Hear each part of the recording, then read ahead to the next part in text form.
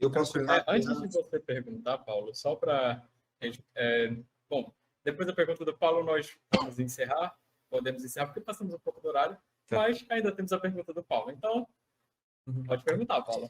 É um pouco específica, mas eu queria perguntar para o Ricardo o seguinte: eu cheguei a ver em algum lugar a Rand comentando que se ela devesse alguma coisa a alguém, ela deveria apenas a Aristóteles, não a outros intelectuais. E realmente, estudando um pouquinho mais, dá para ver que o adjetivismo pega bastante daquela parte da teoria do duplo excluído, mas eu queria saber se essa ligação dela com Aristóteles ela vai além de apenas pegar essa parte lógica, se expande, por exemplo, para os conceitos, para os 3 tipos de conceito de alma do Aristóteles, ou se é uma coisa que ficou meramente nas teorias lógicas. Então, só para como prefácio da minha resposta, apesar de eu ter estudado filosofia, eu não sou um especialista em Aristóteles. Então, eu tenho noções de qual é essa relação, mas tem questões de Aristóteles que eu não li ou que eu não conheço. O que é importante dessa influência que Aristóteles teve na Ayn Rand é que a filosofia ela tem 2 grandes filósofos, fundamentalmente, que é Platão e Aristóteles. Nos últimos 2.300 anos, o mundo é uma disputa entre essas 2 pessoas. São 2 perspectivas, ou 2 orientações para a vida completamente diferentes. Ainda que Aristóteles foi aluno de Platão. Isso é muito bem resumido naquela pintura famosa, um dos italianos, que eu esqueço o nome, né, que tem Platão apontando para cima, que é a Escola de Atenas. A Escola de Atenas, que tem literalmente todos os filósofos, e daí eles 2 discutindo no meio. Exato. Que é Platão apontando para cima e Aristóteles apontando para baixo.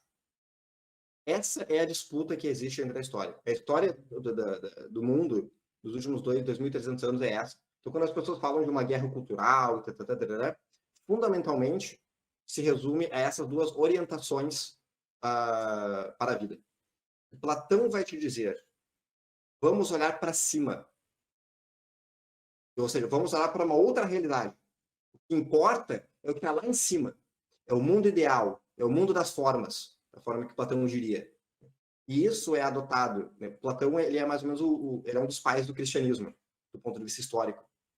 Muitas das ideias que tu vê no cristianismo são ideias platônicas, que daí são adotadas numa perspectiva que ela deixa de ser filosófica, ela passa a ser religiosa.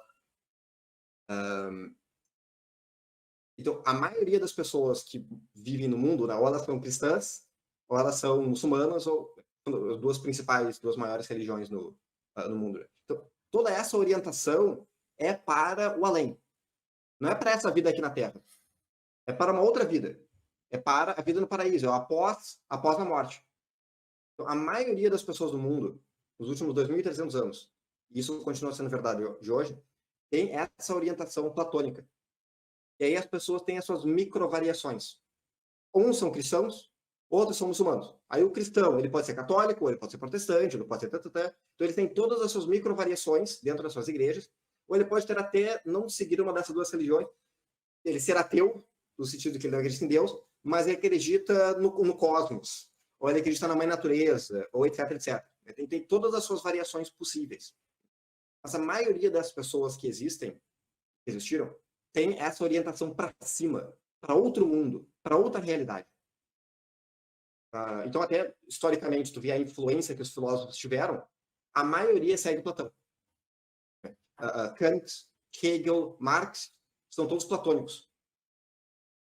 Aristóteles, e aí até os pré-socráticos, né, Heráclito, etc., eles também eles vieram antes de Platão, naturalmente, mas eles eram racionalistas. Então, Platão ele é o primeiro grande racionalista nessa linha filosófica. E Aristóteles, ele rompe com Platão. Depois lá que ele tem lá, depois de velho, ele acaba entendendo, não, Platão aqui estava errado, então daqui é a minha perspectiva sobre essas questões. E o que difere Platão de Aristóteles é que Aristóteles, ele olha para esta vida na Terra. Então, ele está preocupado em entender como é que o mundo funciona, este mundo que ele está vivendo. É por isso que Aristóteles ele era um cientista, ele era um biólogo, que a gente chama de um proto-cientista. né? Ele tentava categorizar as coisas, ele tentava entender como é que as coisas funcionam neste mundo. Platão não tinha esse interesse. Não da mesma forma. Então, Aristóteles ele acaba desenvolvendo a lógica. Então, imagina o quão gênio uma pessoa tem que ser para ele inventar a lógica. Ele diz assim, a nossa mente, a razão humana, ela funciona de uma forma muito específica. E só dessa forma. E aí ele desenvolve lá os seus silogismos, etc. E até o início da metafísica de Aristóteles,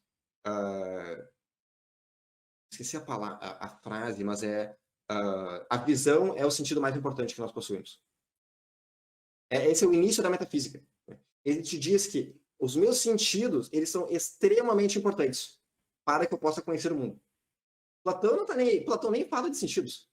As discussões que Sócrates tem com outros personagens, com os outros filósofos, nunca tem a ver com sentidos, como é que eu vou entender, nunca tem a ver com isso.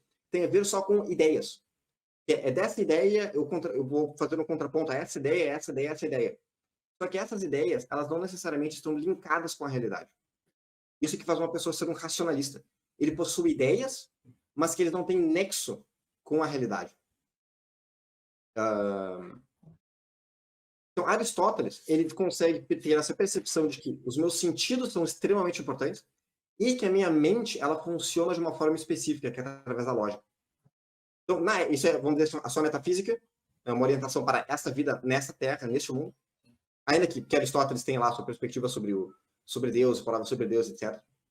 Mas isso são seus erros platônicos, de influências platônicas. A sua epistemologia, de que ele tem meus sentidos e a minha razão, através da lógica. E aí, quando eu chego na ética, o que Aristóteles diz é o objetivo da vida do homem é a sua felicidade. Então, Aristóteles... A felicidade é um bem em si próprio, né? Como? A felicidade é um bem em si próprio. Sim, é a minha felicidade, é o meu bem-estar. Platão não está interessado com o bem-estar. Basta ler a República.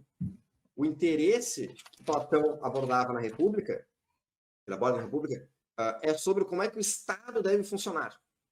Ele não fala sobre indivíduos. Platão fala sobre a comunidade, o grupo, o coletivo. O governo deve funcionar. Essa é a melhor forma que o governo pode operar. Agora, se isso beneficia indivíduos ou não, nem faz parte da discussão. Isso é dado como óbvio. O interesse do indivíduo não importa. O que importa é que o Estado, que a polis, como é que a polis pode se fortalecer?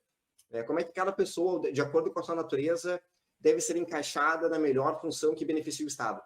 Uma perspectiva coletivista, estatal, que a gente chamaria hoje. E Aristóteles não. Aristóteles não tem essa preocupação que Platão tem. Aristóteles está interessado com o bem-estar do homem, do indivíduo. Agora, claro, Aristóteles teve lá todos os seus erros, porque existe um limite do quão gênio uma pessoa pode ser há 2.300 anos atrás. Então, quando a Ayn Rand nasce ali em 1905, ela vem num contexto pós-revolução industrial. Pós-iluminismo e pós-revolução industrial. Ou seja, ela pôde estudar Platão e Aristóteles na universidade, né, quando ela estuda história na Rússia, e ela consegue ver o benefício que existe, o benefício que a mente do ser humano tem na produção de bens. Isso é algo que a gente observa na Revolução Industrial. Ou seja, quando a mente do ser humano ela foi libertada, ela começa a ser libertada das tiranias do Estado, e aí começam suas revoluções ali, a Revolução Americana de 1776, a Revolução ali, Industrial, mais ou menos ali na mesma época, tanto na França quanto na Inglaterra, e depois os Estados Unidos, no século XIX, passam por esse período de industrialização, existe esse boom de riqueza. E ela consegue entender que esse boom de riqueza, ele tem a ver com a mente do ser humano ser livre para pensar. Então, ela vem num período em que ela vem depois de Aristóteles, ela vem depois da Renascença, e a Renascença ela é fundamentalmente a redescoberta dos gregos, e fundamentalmente de Aristóteles, e ela vem depois da fundação dos Estados Unidos e da Revolução Industrial. Então, quando ela diz que a única influência filosófica que ela tem é Aristóteles, é porque a outra grande opção é Platão, digamos assim. E as outras figuras filosóficas que vêm no meio termo, eles são variações dessas duas figuras. Okay. Uma outra perspectiva, que isso não é normalmente ensinado na universidade, é que historicamente, só houveram 4 pessoas que criaram sistemas filosóficos. Seriamente criaram sistemas filosóficos. O primeiro é Platão, o segundo é Aristóteles, o terceiro é Kant, que é uma variação de Platão, e o quarto é Ayn Rand, que é uma variação, vamos dizer assim, é um incremento de Aristóteles.